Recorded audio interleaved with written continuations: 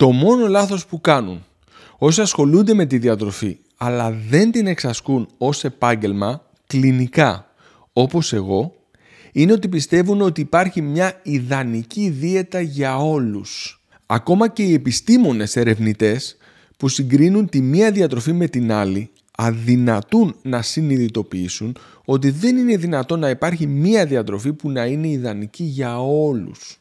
Γι' αυτό δεν θα σας πω ποια είναι η καλύτερη δίαιτα για όλους, αλλά θα σας κατευθύνω να βρείτε την καλύτερη δίαιτα για εσάς. Η καλύτερη δίαιτα για εσάς θα πρέπει να εξασφαλίζει ότι οι μετρήσεις στην εξέταση αίματος που σχετίζονται με τη διατροφή να είναι ιδανικές. Αυτό δεν επιτυγχάνεται από όλους με την ίδια δίαιτα. Για κάποιους αυτό επιβάλλει κατανάλωση κρέατος 2 με 3 φορές την εβδομάδα για παράδειγμα, ενώ για άλλους καθόλου. Κάποιοι έχουν ανάγκη να τρώνε ψάρια πλούσια σε ω3 2 φορές την εβδομάδα, ενώ άλλοι καθόλου. Σήμερα θα μάθετε ποιες μετρήσεις πρέπει να παρακολουθείτε όταν προσπαθείτε να καταλάβετε αν η δίαιτα που ακολουθείτε είναι η καλύτερη για εσάς. Ο πρώτος δείκτης που πρέπει να παρακολουθείτε είναι το βάρος σας. Η διατροφή που ακολουθείτε θα πρέπει να εξασφαλίζει το βάρος σας να είναι φυσιολογικό, όπως αυτό ορίζεται από τον δείκτη μάζας σώματος ή το ποσοστό λίπους στο σώμα σας.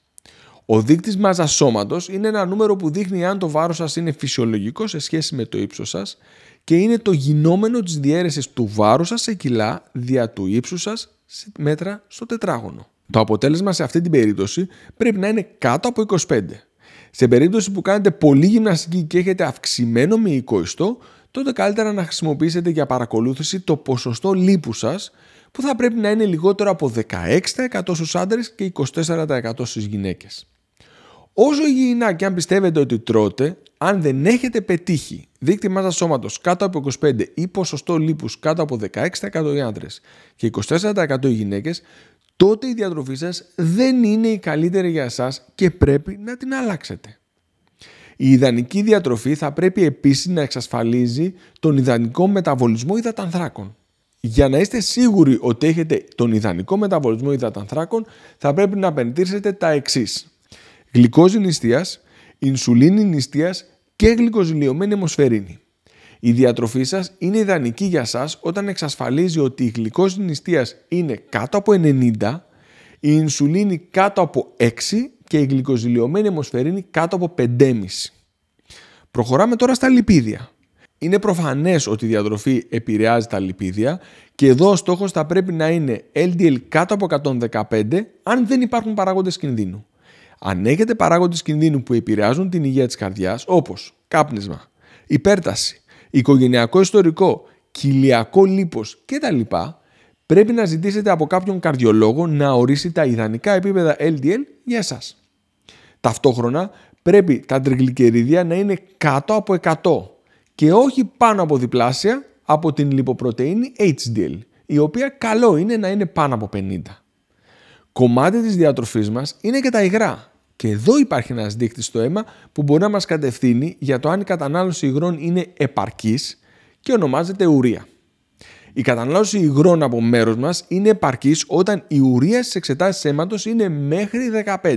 Ιδανικά δεν θέλουμε να είναι παραπάνω, γιατί σύμφωνα με τις μελέτες τα άτομα που έχουν ουρία 20 έχουν 50% μεγαλύτερο κίνδυνο θανάτου από τα άτομα που έχουν ουρία μέχρι 15. Αν η μέτρηση ουρίας στο αίμα σας είναι πάνω από 15, τότε είναι σημαντικό να αυξήσετε την κατανάλωση υγρών, δηλαδή κυρίως νερού. Εκτός από το νερό, κομμάτι της διατροφής είναι και το αλάτι.